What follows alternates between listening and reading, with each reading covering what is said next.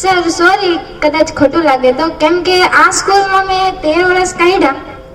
આ બિલ્ડિંગ્સમાં ઘણા વ્યક્તિઓ, ઘણા મહાન વ્યક્તિઓના મેં ફોટા જોયા છે, પણ મેં બાબા સાહેબનો ફોટો નહોતો જોયો.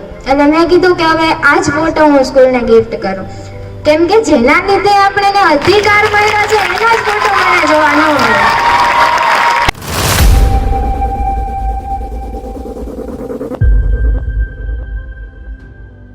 માં 13 વર્ષ કમ્પ્લીટ થયા છે. 12 ધોરણ ભણીને હવે હું બહાર જવાની છું, એટલે મારા પેરેન્ટ્સને મને એવો વિચાર આવ્યો કે સ્કૂલને કંઈક ગિફ્ટ આપવી જોઈએ. સ્કૂલે કેટલું બધું અમને આપ્યું છે કે જેનું અમે ઋણ આ ગિફ્ટથી તો ચૂકવી જ ન શકાય. કોઈને એ ખબર હશે કે મેં આમ ડૉક્ટર બાબા સાહેબ આંબેડકરનો ફોટો જ કેમ આપ્યો? કોઈને ખબર હશે? કોઈને નથી ખબર.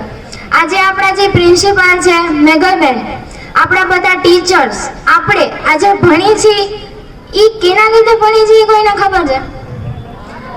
બાબા સાહેબે આપણને અધિકાર આપ્યો છે સ્ત્રીઓને ભણવા માટેનો.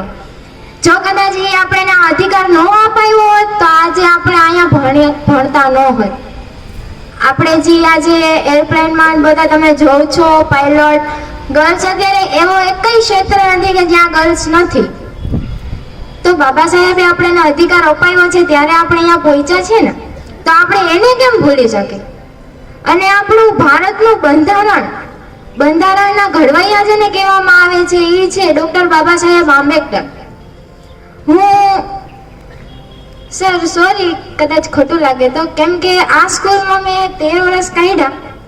આ બિલ્ડિંગ્સમાં ઘણા વ્યક્તિઓ, ઘણા મહાન વ્યક્તિઓના મેં ફોટા જોયા છે, પણ મેં બાબા સાહેબનો ફોટો નહોતો જોયો. એટલે મેં કીધું કે હવે આ જ ફોટો હું સ્કૂલને ગિફ્ટ કરું, કેમ કે જેના લીધે આપણને અધિકાર મળ્યો છે એના જ ફોટો મને જોવા ન મળે.